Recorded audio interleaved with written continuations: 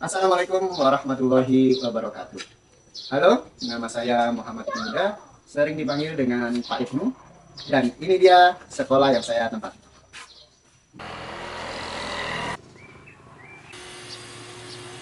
SD Negeri 020 Longikis, salah satu SD yang berada di Desa Tajur, Kecamatan Longikis, Kabupaten Pasir, Kalimantan Timur. Salah satu lembaga pendidikan yang memiliki peran penting dalam membentuk generasi muda di daerah pedesaan.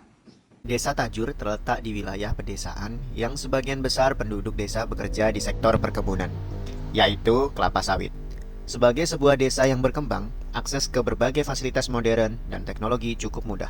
Sekolah di desa ini didirikan dengan tujuan untuk memberikan kesempatan belajar yang setara bagi anak-anak yang tinggal di pedesaan, serta untuk mengembangkan potensi mereka agar dapat bersaing dengan siswa di wilayah perkotaan.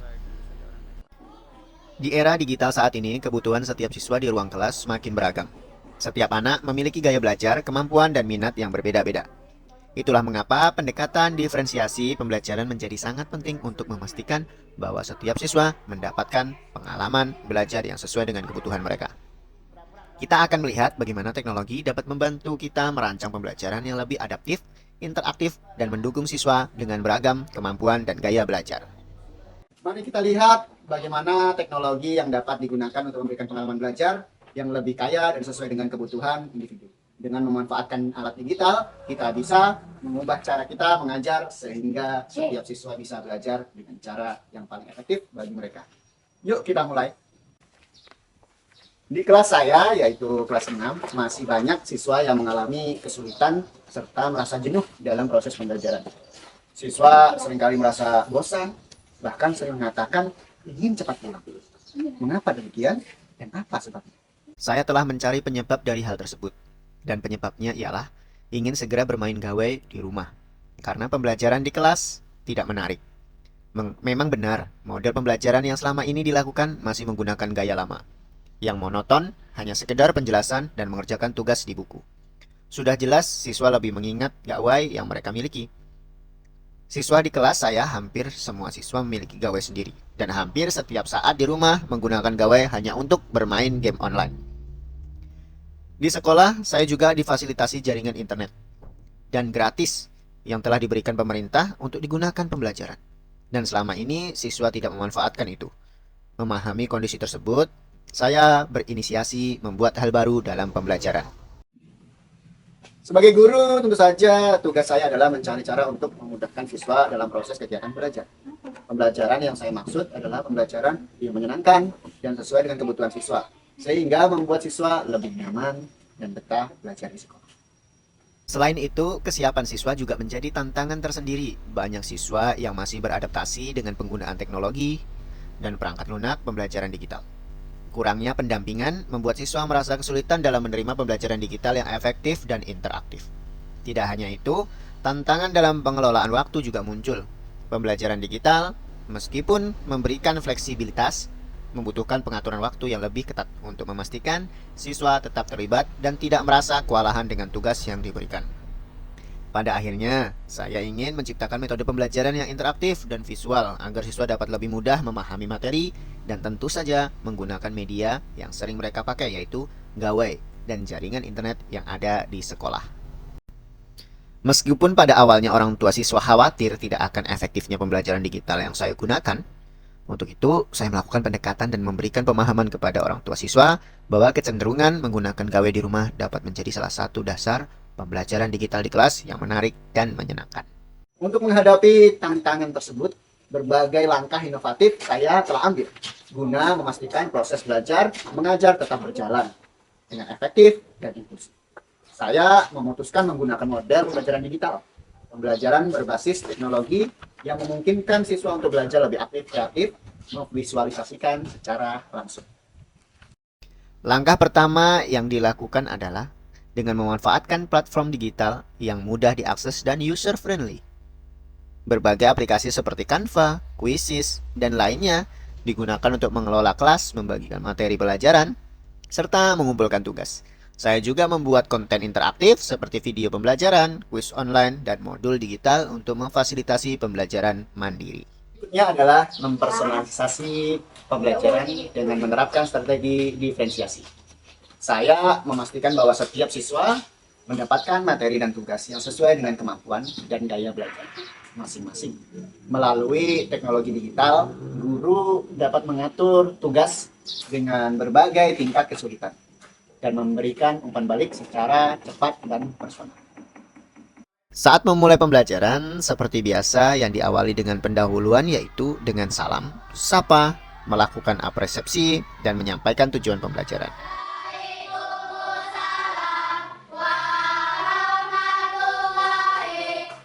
Dalam menyampaikan materi pembelajaran, saya juga membagikan bahan literasi digital sebagai referensi siswa untuk lebih mendalami pembelajaran. Kapan mau liburan ke tempat neneknya, keluarganya pernah? Pernah! Itu merupakan salah satu pengamalan Pancasila. Nah, sebelum kita masuk ke pembelajaran, kita harus tahu tujuan pembelajaran. Siswa bekerja dalam kelompok untuk menyelesaikan tugas yang melibatkan kreativitas dan keterampilan berpikir kritis. Pendekatan ini memfasilitasi pembelajaran yang lebih bermakna dan melibatkan siswa secara aktif. Dalam pembagian kelompok, saya memberikan lembar kerja peserta didik digital dengan memanfaatkan aplikasi yang mudah diakses siswa yaitu Canva.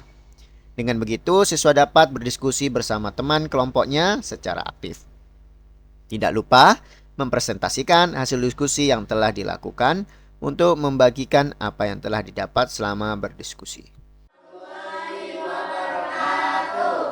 Kami dari kelompok 1 yang bernama Putaya. Toleransi yang baik bagi para pemeluk agama dengan cara memberikan kesempatan dalam menjalani di sekolah. Contoh program pengamalan Pancasila di lingkungan sekolah. Untuk menguji kemampuan siswa, saya juga memberikan kuis online yang menarik dan tentu saja menyenangkan. Dengan menggunakan aplikasi Quizizz, siswa lebih antusias dalam menjawab soal yang berkaitan dengan materi pembelajaran tersebut. Akhir kegiatan pembelajaran, saya mengajak siswa untuk membuat kesimpulan atas pembelajaran yang dipelajari. Kita sudah melaksanakan kegiatan pembelajaran hingga uji kemampuan kalian. Bisa dilihat tadi nilai-nilainya seperti apa. Nah, untuk kesimpulan terakhir pembelajaran pada hari ini, yaitu yang pertama, Pancasila sebagai landasan hidup berbangsa. Terakhir, refleksi ini membuat saya menyadari bahwa kolaborasi adalah kunci keberhasilan. Pembelajaran digital yang berhasil adalah hasil dari kerjasama antara guru, siswa, orang tua, dan komunitas sekolah. Masing-masing memiliki peran penting dalam menciptakan lingkungan belajar yang mendukung. Tidak lupa melakukan refleksi secara digital terkait praktek pembelajaran yang saya lakukan. Selama pembelajaran, saya juga mengadakan sesi mentoring dan pendampingan khusus untuk siswa yang mengalami kesulitan. Sesi ini membantu memastikan setiap siswa mendapat perhatian yang dibutuhkan dan bisa terus belajar sesuai dengan ritme masing-masing. Dengan aksi-aksi ini, pembelajaran digital dapat menjadi lebih terstruktur, efektif, dan inklusif. Memastikan setiap siswa tetap mendapatkan pendidikan berkualitas meskipun tantangan teknologi dan akses masih ada. Menjalankan berbagai kegiatan dalam proses pembelajaran digital, tibalah saatnya kita melakukan refleksi terhadap proses yang telah kita lalui. Pembelajaran digital telah memberikan banyak peluang baru, tetapi juga membawa sejumlah pembelajaran penting yang dapat menjadi pijakan untuk masa depan. Demikianlah praktik baik yang telah saya bagikan mengenai penerapan diferensiasi dalam pembelajaran digital. Saya berharap bahwa strategi dan pendekatan yang telah saya sampaikan dapat menjadi inspirasi bagi rekan-rekan pendidik untuk diterapkan di kelas masing-masing. Terima kasih telah menyaksikan video praktik baik ini. Saya berharap video ini bermanfaat dan jangan ragu mengadaptasi ide-ide yang telah saya bagikan. Mari kita terus berinovasi dan menciptakan lingkungan belajar yang lebih inklusif, adaptif, dan mendukung kebutuhan setiap siswa. Sampai jumpa dan selamat mengajar. Kemudian diskusi yang menarik, anak-anak dalam mengikuti kegiatan lebih aktif. Untuk itu saya selalu mendukung Bapak Muhammad Ibnu Huda dalam melakukan kegiatan pembelajaran dengan menggunakan metode digital learning. Beliau menggunakan pembelajaran digital dalam proses pembelajarannya. Saya memberikan tanggapan bahwa pembelajarannya sangat-sangat bagus. Hebat Bapak Muhammad Ibnu Huda. Saya sangat mengagumi inovasi metode pembelajaran yang diterapkan oleh Bapak Ibnu. Kami juga selalu siap membantu dan memberikan umpan balik, sehingga kami merasa terbantu dengan adanya proses belajar tersebut.